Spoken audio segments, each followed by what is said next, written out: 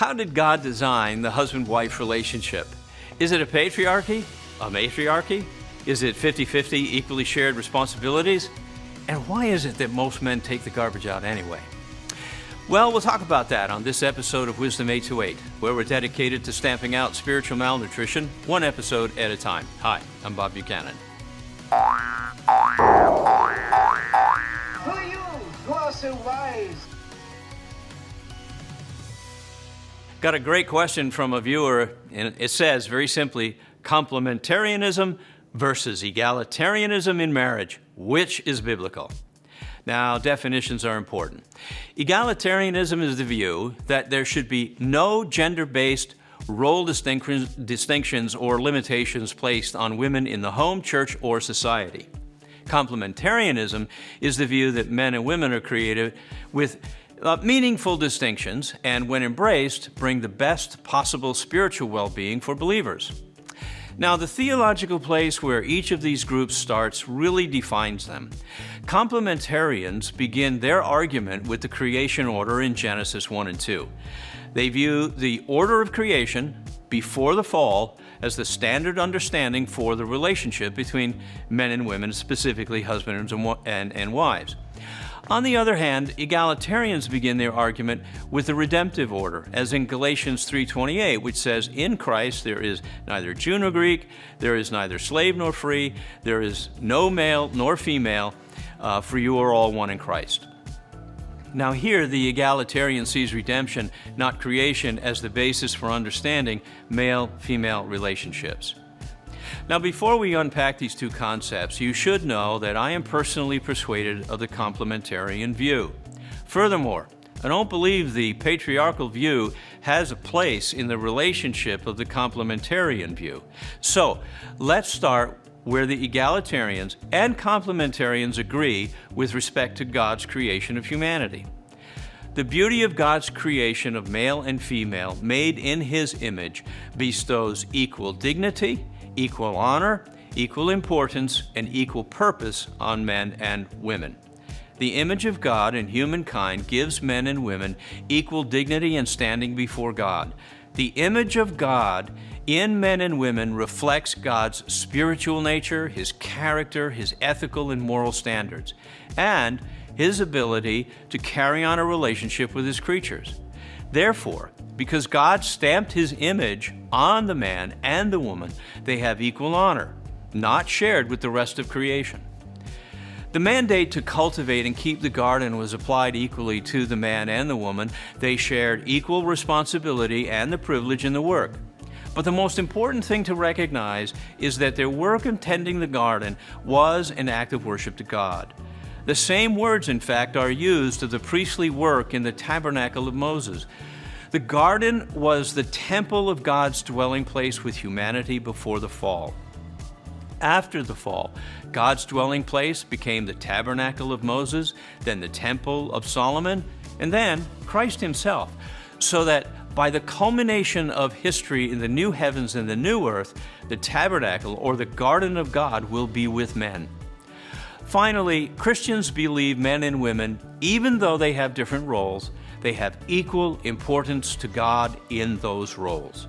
Theologian Wayne Grudem writes, "If we are equally created in God's image, then certainly men and women are of equal importance to God and equally valuable to Him. We have equal worth before Him for all eternity."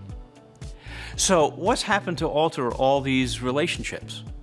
It is sin, and that's been with us ever since the fall, and that's created the oppressive hierarchies that we see in some marriages and in societies.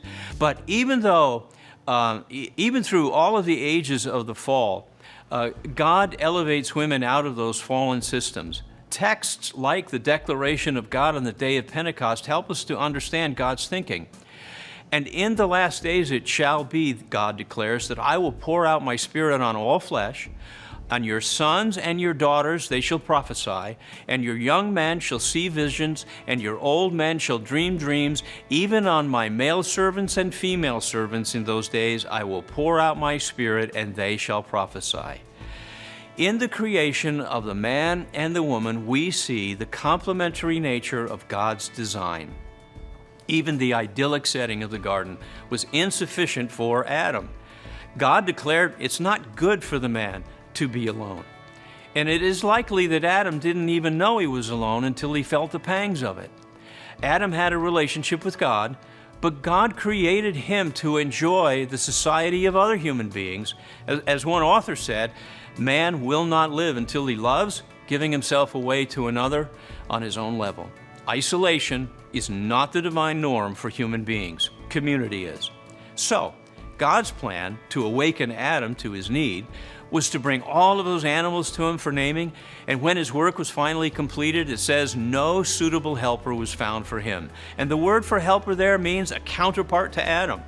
Adam was looking for a human being like him to match up with, but there wasn't anybody found among the animals. Now, in that episode, God showed his wisdom by revealing to Adam his incompleteness. He was not everything God wanted him to be without an Eve.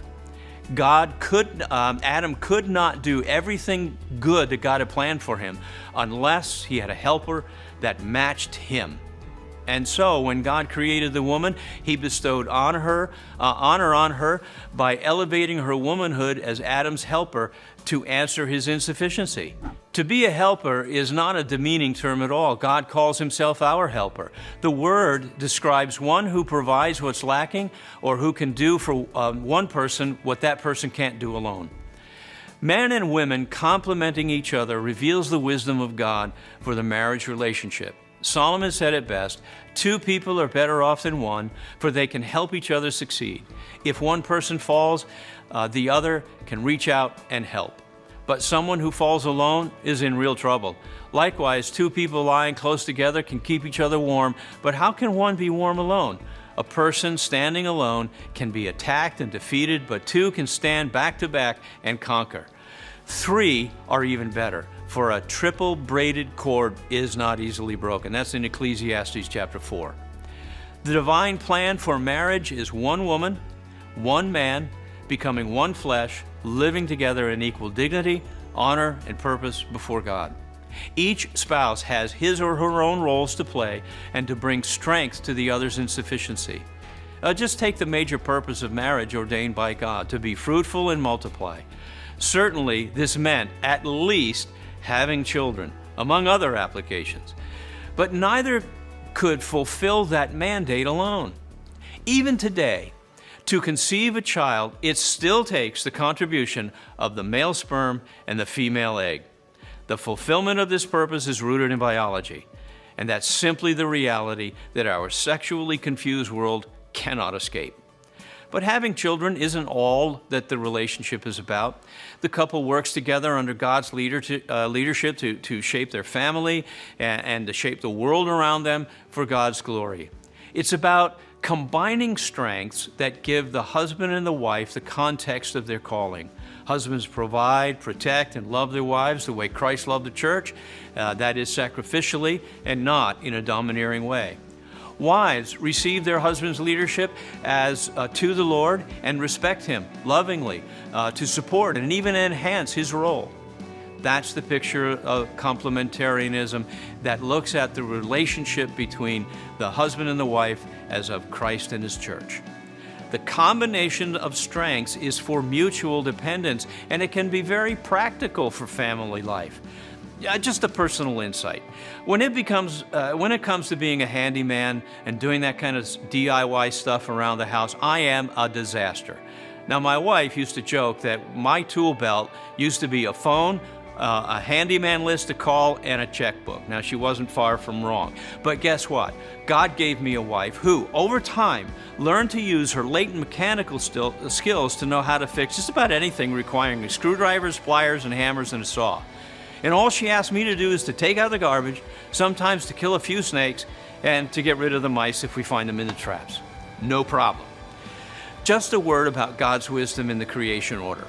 The crown of creation is the man and the woman, and the marriage that crowns them. Marriage is a commitment to a spouse that supersedes all other family commitments and creates something new. Marriage requires a new priority by the partners who are obligated to one another, even over parental loyalties. The man leaves his father's household and he clings to or is joined to his wife, and the two become one flesh. The idea of one flesh expresses the complete personal community of one man and one woman as a spiritual reality reflecting the glory of God. Alan Ross concludes, the main point of the whole teaching about the creation of Adam and Eve could be stated as follows. God has prepared human beings, male and female, with the spiritual capacity and communal assistance to serve Him and to keep His commands so that they might live and enjoy the bounty of His creation. Well, that's all for today. Thanks for joining me, and thanks to Steve Dyan behind the camera, who helps me to fulfill the mission of Wisdom828 of stamping out spiritual malnutrition, one episode at a time. You be of good cheer.